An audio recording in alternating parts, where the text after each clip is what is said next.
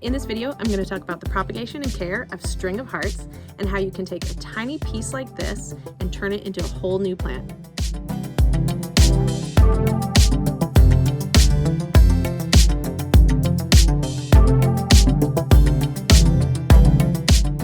A little while ago, I was at one of my favorite nurseries and I found on the ground a really dried up, crusty piece of string of hearts, which is a really pretty vining plant. As I was checking out, I asked if I could bring this little piece home and they said, yeah, no problem. It was in really bad shape.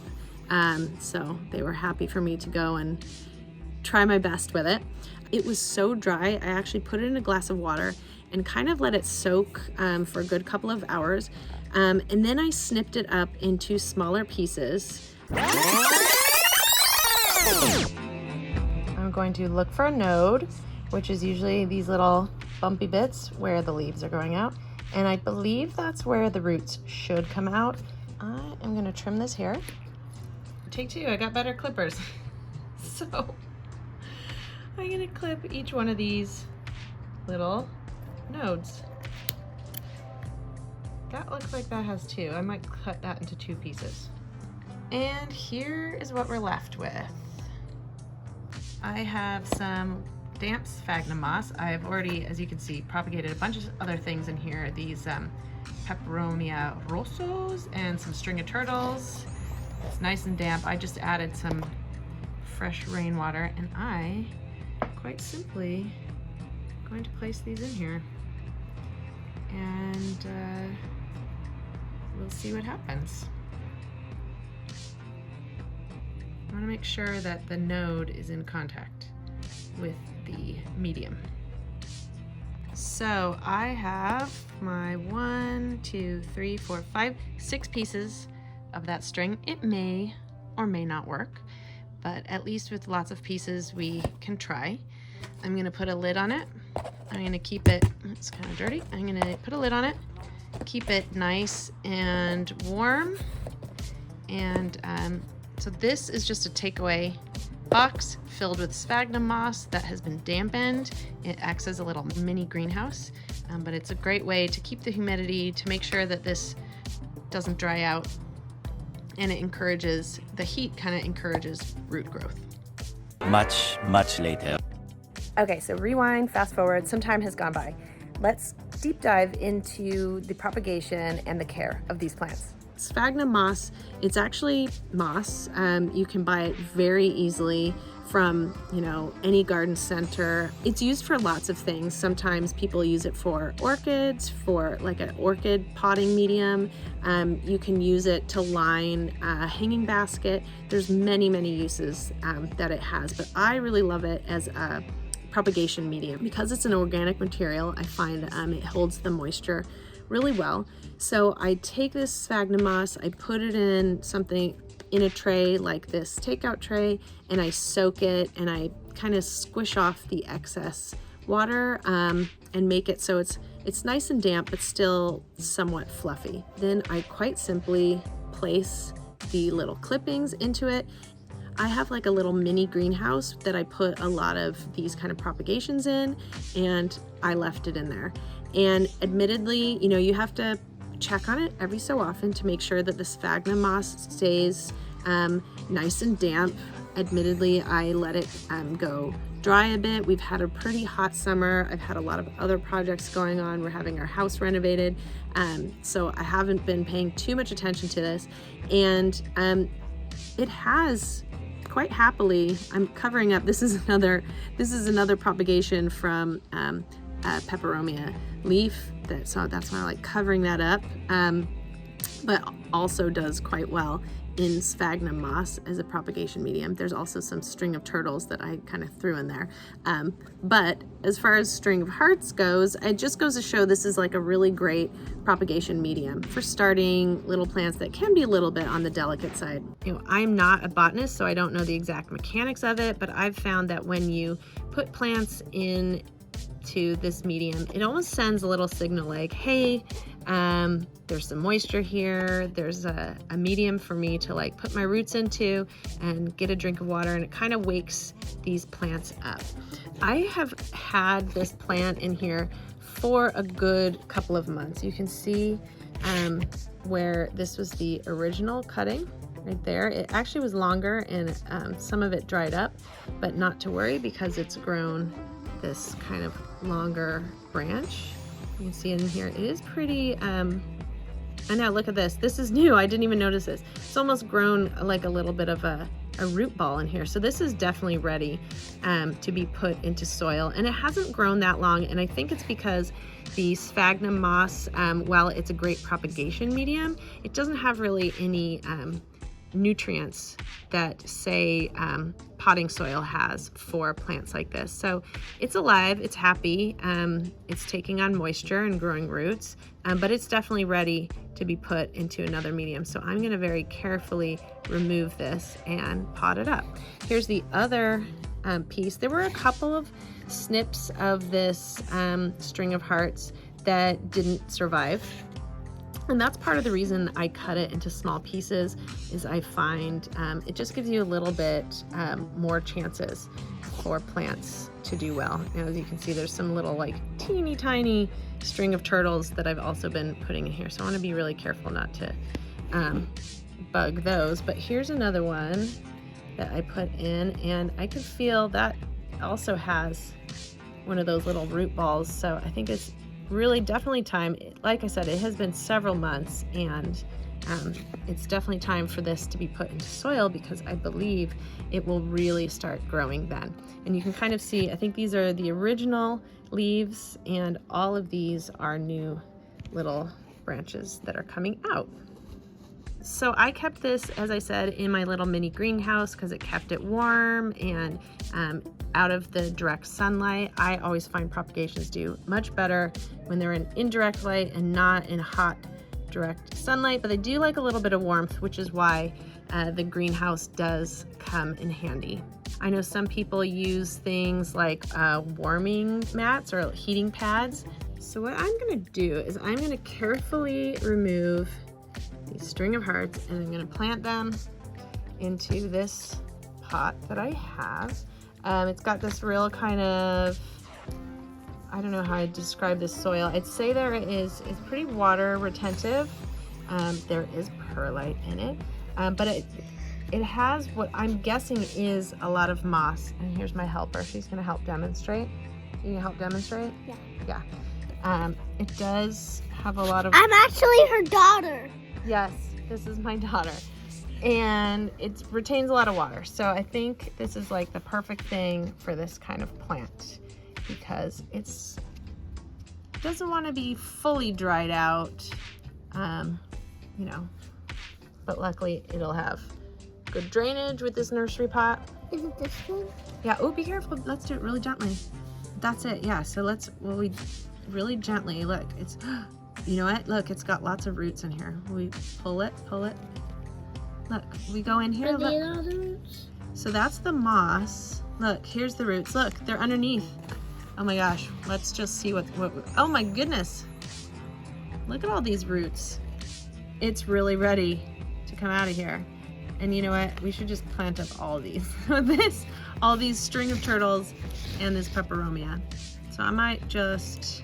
It's string of hearts. Yes, so this is string of hearts. This is string of turtles. What string of turtles? These ones are called string of turtles. This and one? they're... This one? Yeah. This one, see these? They look kind of like... See, those look like little turtles? So I just threw those in there, and they're kind of rooting up as well, but they're only teeny baby plants. So let's, you know what, make our jobs easier. We'll take those out. We'll set them aside. Actually, Mom, I want to help with the tools too. Okay. So I'm going to remove these string turtles in here. We'll propagate those separately. Oh my gosh, look, it's almost like, they're almost like little potatoes when we actually come underneath here and see what we're working with. Look at that. So here, moss is set aside. Here's our plants. So look at these. They're like, it's almost like they've grown little potatoes. This is my side, Mom. Okay, I think those tools are too big. So this is one complaint I've heard about propagating with sphagnum moss, is that it does, it's hard to like remove it. You know, I suppose you could plant it up with all the sphagnum moss, but let me just carefully remove it a bit. You don't have to go too crazy, but some removal. And as usual, I'm doing this with one hand, which always makes it a different added layer of difficulty. So what are you doing here? Tell me what you're doing here. I'm trying to make up a hole so the plant can fit in it. That is perfect. Look at that, look at that. I know. That looks like a potato. It does look like a potato, right? It's really interesting. So we're gonna do... It looks like a bud. That's a potato. It does. So we're gonna... So thanks to my helper. That's also her daughter. It's also my daughter. She's gonna help make a little hole in our flower pot for our plants. Let's make it loose. Let's not make it too hard. Make it nice and loose soil. If we spill some of it out, it's okay, right? Because we can put it back in. All right, so here's what we're gonna do. Now that we have our plant with its little potato, you can see I've removed a lot of the sphagnum moss. Not all of it, I'm not gonna go crazy. But let's just place these in. All right, let's look at the, Place it in. yeah. Okay, so we can see actually, what's interesting, I just wanna show something. You can see from the nodes how the roots are coming out, and that is like the sign of a good plant to propagate. You can see how the roots are coming out from the nodes. That's also a great way to know how to propagate plants, because you could trim this little vine here and it will grow its own plant from that node. So that's part of the reason these are very easy plants to propagate. So I want to keep those vines with their leaves, with their roots coming down. I want to keep them on there. So I'm going to gently, and I know this seems like that's a tiny vine for this one pot, but it will start to fill in. Here's the other one. Oh, I think I've got some fairy helpers. Have I got fairy helpers? Yeah. Okay. Thank you, fairy. Oh, be gentle, little fairy. Okay, hang on. Let's make sure these roots really get inside the soil. You know what I'm gonna do? Actually, hang on, watch out. We wanna be real gentle to these roots. We don't wanna disturb the roots too much. So I'm gonna put this soil. She's using her wing as a shovel. Oh, that's a good idea. Okay, so we've now kind of placed this one and buried the roots. And we're gonna move this one back. Okay, the roots are kind of deep, so I'm gonna actually make this hole a little bit deeper. Perfect, thank you. Okay, watch out, helper. Okay, the fairies are helping clean up, but I'm gonna just place these longer roots into a little hole there, and this little potato. I'm sure there's like a proper name for it. Tuber of the plant. I'm gonna place that in there, and then I'm gonna gently pack the soil back in around it. Okay, little fairy, help me out. Okay, so we need to put the soil back on. See this soil? We need to add this back in. Do you want to help put some soil in? Oh, perfect. Thank you.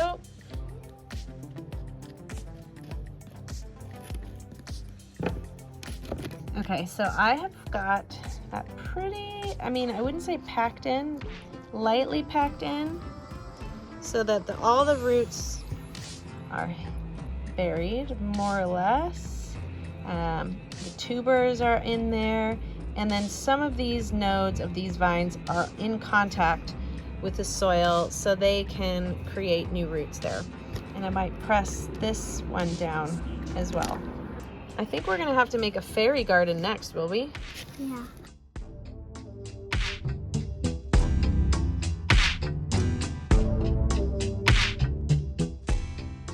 We're looking pretty good. My helper is gonna help spray it. Well, we're gonna give it a little drink. And here we are. So it's looking pretty good. All the roots are buried, and I'm gonna let some of those strings of the hearts start to overflow out of the pot, because those, again, can be repropagated. Fairy helper is helping me. She's gonna show us just how good this looks. So one thing to note is when this plant starts to grow more vines out here, they can come down and you can cut them as long as you have a node and Don't cut out the face. no, and repropagate them back into this pot to make it a fuller plant. So here is what we've ended up with. Pretty good for a little stem that had fallen on the ground and I got for free and needed to be fully resuscitated. Under the right conditions, this should grow into a full, long string of hearts plant that can be repropagated over and over and over. They do like bright but indirect light. They like it warm. They like a little bit of water. With everything, it's always check the soil is fully dry before watering it so it doesn't suffer root rot and overwatering, because that is always something that can happen. And pretty much that is it. The best part about this plant is that it has attracted all of these fairies to my garden. So hopefully it'll do the same for yours. Feel free to ask me any questions you have in the comments. I'm not a plant expert. I am a plant enthusiast. And I have my helper and her dragons and fairies, which I can probably link below if you guys are looking for that kind of thing. I think the dragon's fire will really help it to grow. Don't forget to check me out on other social media. I am on TikTok and Instagram. And of course, subscribe. Bye!